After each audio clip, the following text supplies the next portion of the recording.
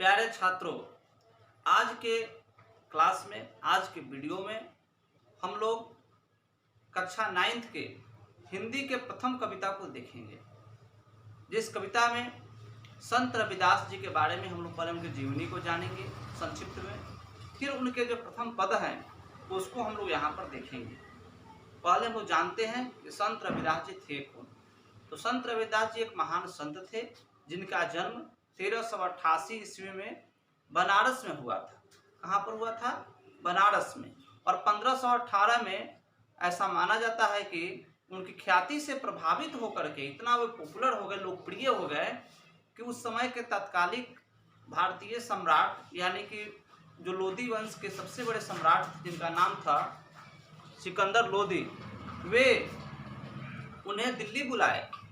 इस तरह से उनका जीवन हमेशा तीर्थ यात्रा में, मूर्ति पूजा में, हमेशा भक्ति भावना से प्रेरित रहा और वे अपने जीवन में आडंबर, ढकोसला, भक्ति के नाम पर जो बनावट है, दिखावट है, सजावट है, इससे सदैव दूर रह करके उन्होंने एक रास्ता दिया कि कैसे मानव का जो जीवन है उसका परम उद्देश्य, एकमात्र उद्देश्य ईश्वर की प्राप्ति है। और ईश्वर की प्राप्ति में किसी बाहरी आडंबर की जरूरत नहीं है, वह आंतरिक प्रेम का विषय है, वह आंतरिक आत्मा का विषय है। इसको सिद्ध उन्होंने किया। उसी से संबंधित यहाँ पे 2 पद वे देते हैं। जिस प्रकार से कबीर साहब बाहरी आडंबर का पूरा विरोध करते थे, उसी प्रकार से संत रविदास जी भी संसार के आडंबर, ढकोसला, प्रपंच इत्यादि से दूर रह करके भक्ति के शुद्ध स्वरूप पर इन्होंने बल दिया। तो आइए हम लोग देखते हैं संत रविदास जी के पद क्या हैं, क्या वो कहते हैं, क्या उनका संदेश है, जो हमारे कक्षा की जानकारी के साथ साथ हमारे दैनिक जीवन में भी, हमारे व्यवहारिक जीवन में भी अत्यंत लाभकारी है। तो हम लोग देखते हैं इनके पद को, जो आप यहाँ स्क्रीन पर देख सकते हैं। संत रविदास जी का पहला पद है, अब कैसे छूटे राम नाम रट लागे। राम का मतलब क्या है? राम का मतलब हम लोग जानते हैं कि दशरथ जी के पुत्र मर्यादा पुरुषोत्तम राम, हम लोग एक ही जानते हैं जो धनुष तुरे, सीता जी से विवाह किए, रावण को मारे।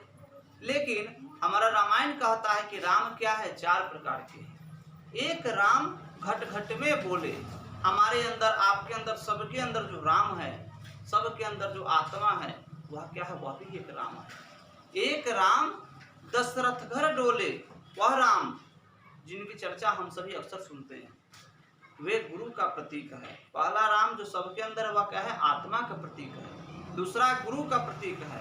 तीसरा कहते हैं एक राम में सकल पसारा, सारे संसार में जो उत्पत्ति, पालन, संहार का काम करते हैं, जिसे हमारे धर्म ग्रंथ में हमारे संत महात्माओं ने क्या कहा कि वह राम क्या है? अक्षर ब्रह्म की सत्ता है, जिसे हम लोग ब्रह्मा विष्णु महेश के नाम से जानते हैं। और एक राम है सबसे न्यारा। वह राम कौन है? वही ईश्वरीय सत्ता है, वही परमात्मा की सत्ता है, जिसके बारे में यहाँ पर रविदास जी कहते हैं कि अब कैसे छूटे, यह आत्मा रूपी राम उस परमात्मा रूपी राम के रट में लग गया है, उनके गुणगान में लग गया है, उनकी भक्ति में लग गया है, जो छूट ही नहीं रहा है। इसी के बारे में रामायण में गोस्वामी तुलसीदास जी महाराज भी कहते हैं, कहो कहाँ लगी नाम बराई, राम न सकई नाम गुण गाई। यानी कि यह आत्मा रूपी राम उस परमात्मा रूपी नाम का गुणगान करने में जब लग जाता है तो राम न सकई, यानी कि आत्मा उसके गुणगान करने में नहीं सकता है। उसी राम की चर्चा यहाँ पे संत रविदास जी कहते हैं। फिर कहते हैं, प्रभु जी तुम चंदन हम पानी, जाकी अंग अंग बास समानी। हम लोग जानते हैं कि चंदन को लेकर के लगाने के लिए क्या करना पड़ता है? पहले पानी में उसको हाथ पे हमारे संत महात्मा लोग उसको पहले मिलाते हैं पानी के साथ, तब उसको भगवान को चढ़ाते हैं। फिर अपने मस्तक पे, अपने गर्दन पे, अपने विभिन्न अंगों में उसे चढ़ाने लगाने का काम करते हैं। तो वह चंदन कहाँ लगता है? मिलता है पानी में। और पानी के अंग अंग में उस चंदन का बास, उस चंदन का बास का मतलब सुगंध चला आता है। उसी प्रकार से हे ईश्वर, आप क्या है? चंदन हैं और हम क्या है? पानी है। आपका सुगंध हमारे अंदर आए, आपका गुण हमारे अंदर आए। जैसा कि गोस्वामी तुलसीदास जी महाराज कहते हैं, ईश्वर अंश जीव अविनाशी। यह जो आत्मा है वह ईश्वर का अंश है। उसी बात को यहाँ पे कहते हैं कि हे प्रभु, तुम चंदन हम पानी, तुम चंदन हो हम पानी हैं, जाकी अंग अंग बास समानी, जिसके अंग अंग में बास समा जाए। यानी कि जब आपका अंश है तो आपका गुण, आपका आचरण, आपका संस्कार, आपका हर चीज हमारे अंदर आए, यही कामना करते हैं प्रभु के चरणों में। दूसरी पंक्ति में कहते हैं, प्रभु जी तुम घन हम मोरा, जैसे चितवत चंद चकोरा। हे प्रभु, तुम क्या हो? घन हो यानी बादल हो, तो हम क्या है? मोर है। जैसे बादल को देख करके मोर प्रसन्नचित हो जाता है, खूब नाचता है, खूब नाचता है, तब तक नाचता है जब तक उसको अपना पैर नहीं दिख जाता है। मोर का सबसे सुंदर होता है केवल पैर थोड़ा बहुत सुंदर होता है, उसी को देखने के बाद वह मोर उड़ता है। चकोर पक्षी का उन्होंने दिया, जैसे चितवत चंद चकोरा। चकोर एक पक्षी है जो चंद्रमा को देखने का बहुत प्रिय होता है। इतना देखता है कि एक टक वह अगर इधर से चंद्रमा निकली और देखते देखते देखते चंद्रमा अगर इधर चली आई तो उधर उसका पलक भी नहीं झपकता है, एक बार पलक उसका डाउन नहीं होता है। लगातार देखते गर्दन घूम जाएगा कि पलक नहीं गिरता है। इतना प्रेम है उसे चंद्रमा का दर्शन से। उसी प्रकार से हे प्रभु, मैं आपका सदैव दर्शन करता रहूं, चलते फिरते, उठते बैठते, सोते जागते, खाते पीते, हर क्षण मैं ईश्वर का गुणगान करता रहूं, ईश्वर के नाम में लिप्त रहूं। जैसे चकोर पक्षी पल भर के लिए भी अपने पलक को नहीं हटा पाता है, उसी प्रकार से हे ईश्वर, हम भी आपके भक्ति में उसी प्रकार मग्न रहे। फिर कहते हैं, प्रभु जी तुम दीपक हम बाती, जाकी ज्योति बड़े दिन राती। हे प्रभु, हे ईश्वर, आप क्या है? दीपक है, तो हम क्या है? बाती है। यानी कि दीपक में बत्ती रुई का या कपड़े को हम मोड़ करके तेल में, घी में जब डालते हैं तब वह दीपक जलने का कार्य होता है। दीपक कब जलता है? जब उसमें बाती रहता है।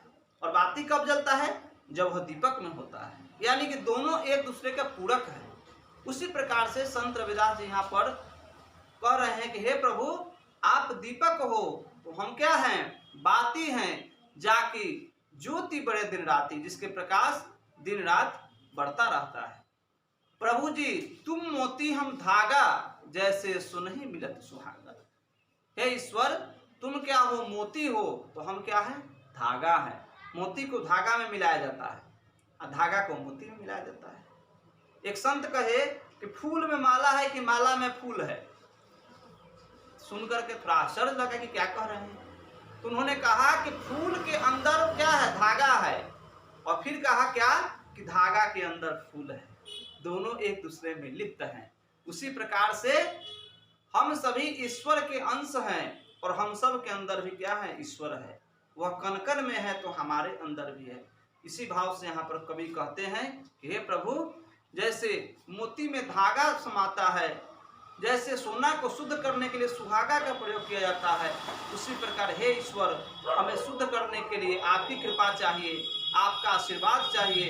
और साथ ही साथ जैसे मोती धागा में और धागा मोती में मिला हुआ है, उसी प्रकार से आपका वास, आपका गुण संस्कार हमारे अंदर आए और हम क्या करें? सदैव संसार में अच्छे कार्य करें।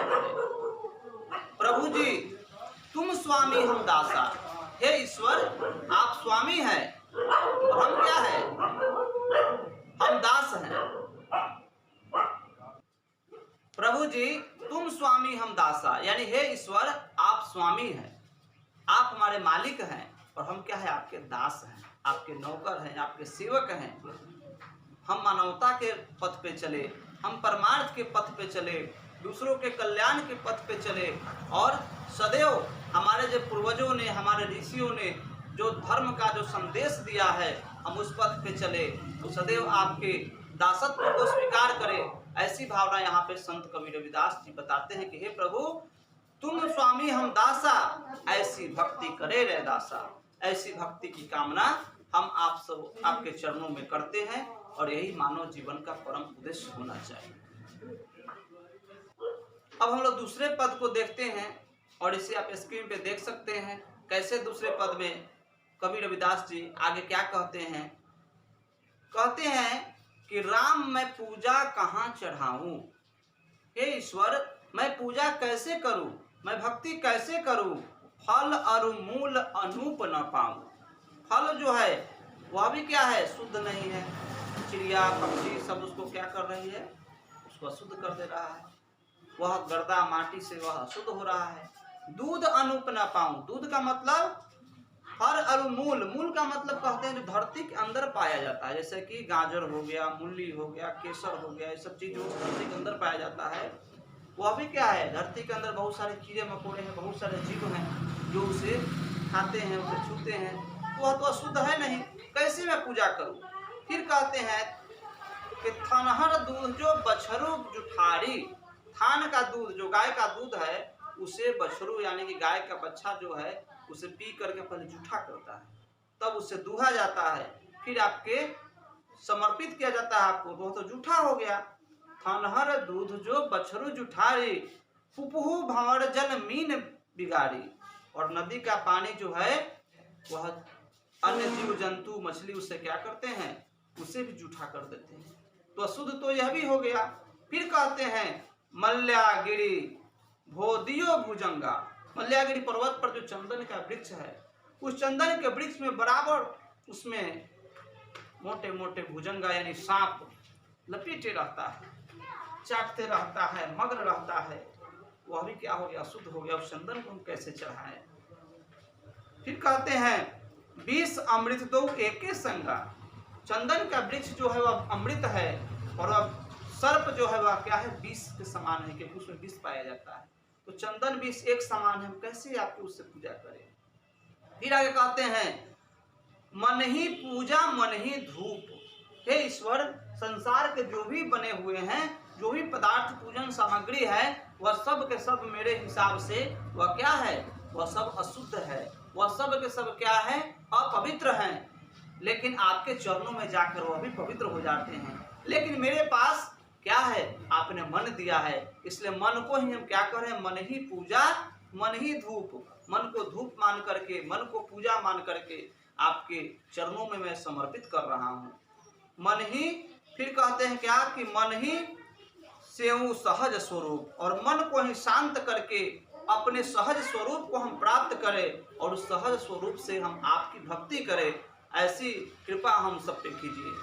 फिर कहते हैं प्रभु के चरणों में आगे एक अर्जा न जानू तेरी, फिर कहते हैं क्या पूजा अर्चा जानू न तेरी, मैं ना आपकी पूजा जानता हूँ, ना आपकी अर्चना जानता हूँ, ना मंत्र के सिद्धि जानता हूँ, मैं कुछ नहीं जानता हूँ। पूजा अर्चा जानू न तेरी, कह रहे दास कवन गति मेरी, संत रविदास जी कहते हैं कि ना मैं पूजा करने का विधि जानता हूँ, ना मैं भक्ति का बहुत सारा तरीका जानता हूँ, ना पूजा पाठ का जो बहुत सारा तौर तरीका है उसे मैं जानता हूँ।